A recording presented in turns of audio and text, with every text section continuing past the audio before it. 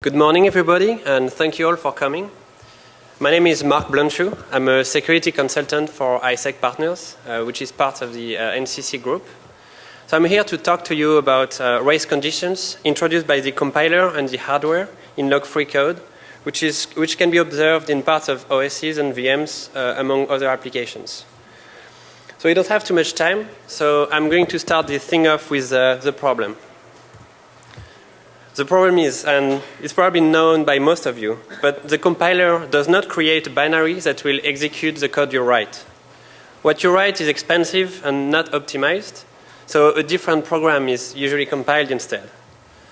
It is the same at runtime.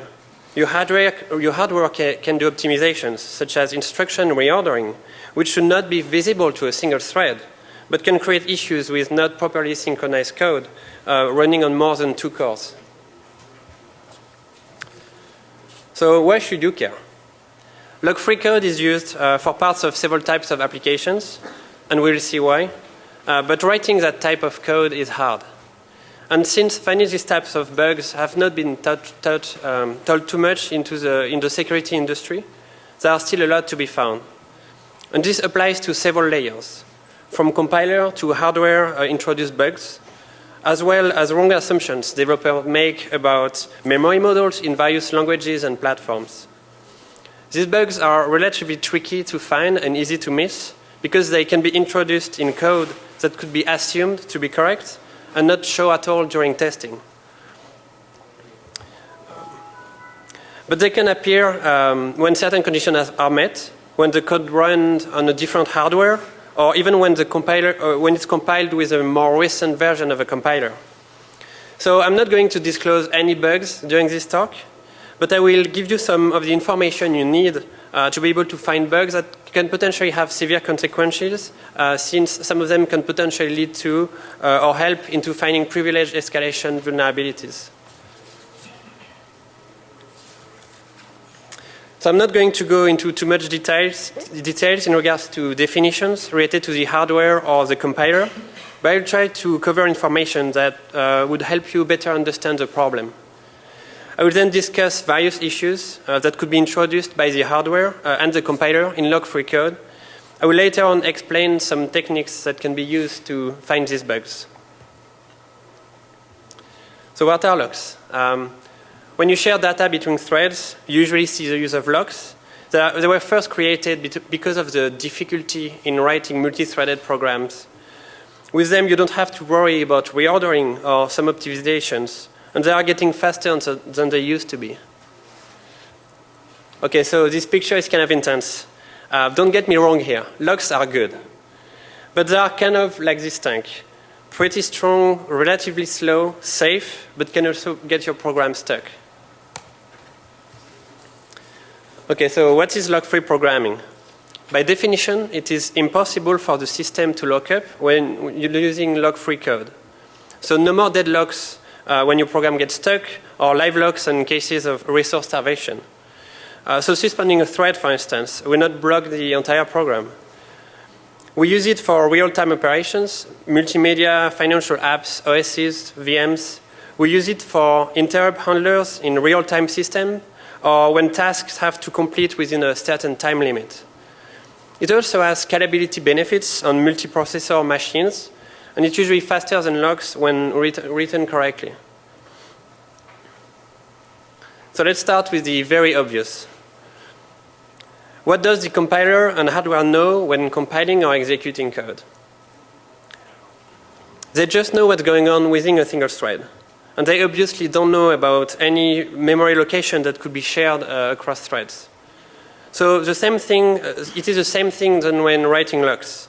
You have to let the compiler and the hardware know. But you can't make assumptions about memory models anymore, like thinking the CPU doesn't do anything that can break this, so it's okay. Now you have to use the appropriate barriers and understand memory models of the compiler and the hardware. So two of the main concepts to understand here are cache coherence and sequential consistency. Cache coherence means that writes made by a processor are eventually seen by other processors without being lost or overwritten. But you should not really have to care too much about this, since the OS, the compiler, and the hardware should make sure it is true. But sequential consistency is really important. It is language and hardware dependent. It basically means that in a perfect, sequentially consistent world, the program you write is executed as you wrote it. So it means that they should not reorder instructions all over the place, which they do anyway, but this reordering should not be visible. So sequential consistency in current hardware and languages is kind of an illusion, even though you should be able to force it to some extent, but it would be very slow.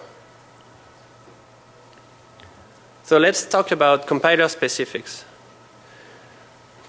In addition to potentially reordering what you write, it can do a lot of other optimizations. And it does that assuming the code you write runs on a single thread if you don't tell it otherwise. In addition, there are things like profile-guided optimizations or even add-ons to compiler to obfuscate the generated code you write that can potentially create other issues. But I'm not going to talk about them today. So memory models tell you types of reordering that can occur depending on the code for the compiler and the generated binary for the hardware. Again, this is specifically important for log-free programming. They are basically weak and strong memory models. Weaker memory models are further away from sequential consistency and allow for the most aggressive reordering. In the loosely ordered category, we have ARM, which is used for mobile and tablets. We also have Itanium, which is used by enterprises, and which is a bit scary. And we have all of these software memory models, depending on different types and functions you can use for your programming language.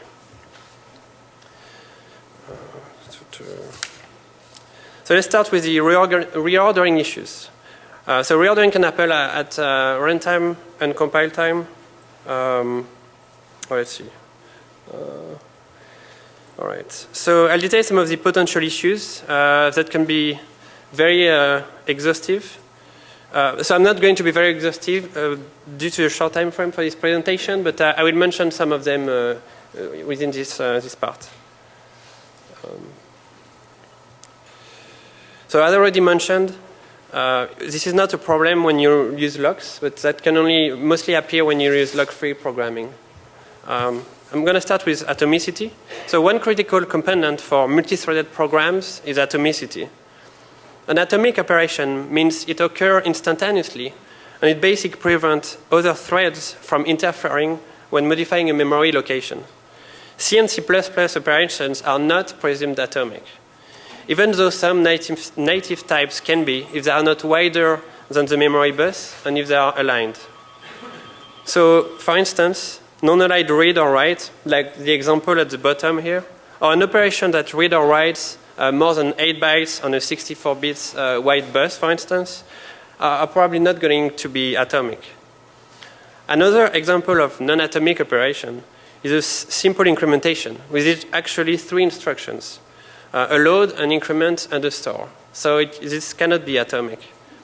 To be atomic, you need to either use the atomic keyword C++11 and use read, modify, write operations that usually allow performing several basic operations that will appear as atomic. So let's take an example of compiler reordering. The code at the top generates machine code as it writes. This is compiled without any optimization flags on G++. So I basically set a value to a global variable in the first thread and use another global to tell the second thread that the variable is updated. So as you can see, this is compiled more or less as I wrote it. In the code at the bottom of the slide, I use the -03 compiler flag with G++, which tells the compiler to optimize the code. And you can see optimizations and reordering in that case.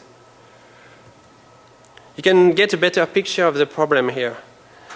The second thread uses the global isUpdated variable to retrieve the content of the global value variable set by the first thread.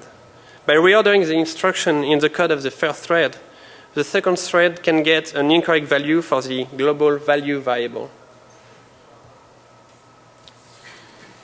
Now I'm using a compiler directive to prevent reordering. And as you can see, this is not reordered anymore by the compiler. But it doesn't mean the CPU is not going to reorder this, as I use the compiler-only barrier. But I will talk about that later. So I listed here barriers that should be used to prevent compile time reordering. Some of them are specifics, such as the interlocked operation or C++ atomic types, which should be the best things to use here. Some of them are also implied to be compiler barriers, such as most of the hardware barriers, as well as some function calls. Even though some of them are oftentimes inlines, so you can't really effectively rely on that. You may need to use a compiler directive for forcing it. So it is, okay. So developers oftentimes use the volatile keyword as a compiler barrier, but this is not atomic, and it's kind of implementation dependent as well. So it's not really recommended to use it for synchronization purposes. So this volatile keyword is completely different from the one used in Java or .NET. The one used in Java acts as the C++11 atomic type, which is a full memory barrier. So let's talk about hardware reordering. There are a number of guarantees one CPU has to provide for a single thread to appear sequentially consistent. The main one is that dependent memory accesses are done in order, which makes sense. But it is not a guarantee that independent loads and store are done in order, which again is fine for single-threaded code, but can create issues if more than one core is involved. This reordering is also dependent on the architecture and will be more or less aggressive depending on its memory model. For example, even on x86 64 CPUs, which have a strong memory model, it is allowed to delay a store past any loads from a different location, which can create various issues. So the compiler needs to use the exchange instruction for a store instead of a move, which is then a full memory barrier and is needed to prevent reordering. So I listed here some hardware barriers that would prevent runtime reordering. Most of them also act as compiler barriers. So there are actually a lot of different types of barriers depending on the CPU and its memory model. But compilers usually agree on instructions they use for the different barriers.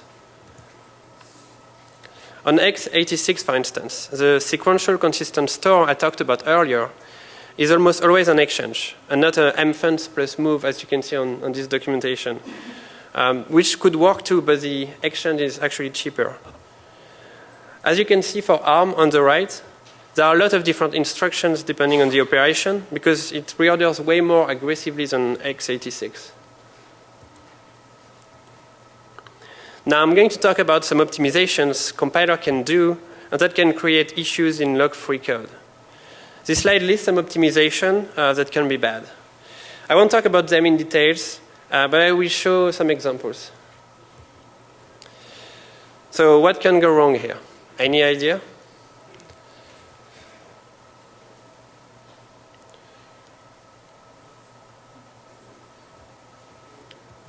All right, so in the first thread, you could get a potential compiler and CPU reordering, as discussed in the previous slide. In the second thread, the compiler is likely to do a register promotion, which means it is likely to load the global done into a register, which is a completely valid optimization, but won't work in a multi-threaded environment. And this is a relatively obvious optimization, and a developer would see the problem pretty quickly if that happened. So let's use another example in the context of the kernel. The double fetch, or time of check to time of use type of issue, is kind of a classic race condition that can potentially lead to privilege escalation issues in kernel code or in VMs, for instance. So it basically happens when there are two memory reads in kernel space from a user writable address. You can see that in ioctl handler's code, for instance. The first time the memory is fetched, the kernel code validates the value and then uses it. But when it is used, it's fetched a second time from user space memory, which can be controlled by a low privileged user at that point, and can then effectively lead to memory corruptions or other various issues. So this is a very raw example. This could be the code in a ioctl handler, for instance. The P user space memory pointer points to attacker-controlled memory in user space. Probe for write validates the memory to make sure it is in user space. And the same pointer is then used to copy data from kernel space, for instance. In this case, the attacker can modify the memory containing the address of the buffer and its length. And this can be done after the probe for write check, which can then lead to writing into kernel memory. So, as a mitigation, we could capture the data structure containing the buffer information, and we could be fine in theory. And that's what you can see in a lot of kernel code sometimes, or drivers. However, in this example, the compiler could potentially optimize the code capturing the data. It is always legal to reduce the set of possible instructions. And we could get the same double fetch issue that could easily go unnoticed.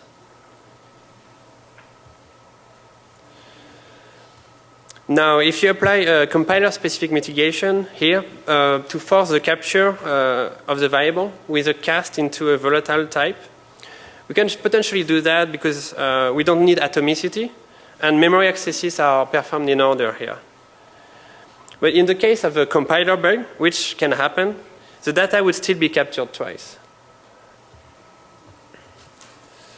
So again, log-free code is hard, and not only to application developers, but also to people writing compilers. Compiler bug exists, and they are more frequent than you may think. And this can potentially impact a lot of code that will probably never be recompiled again.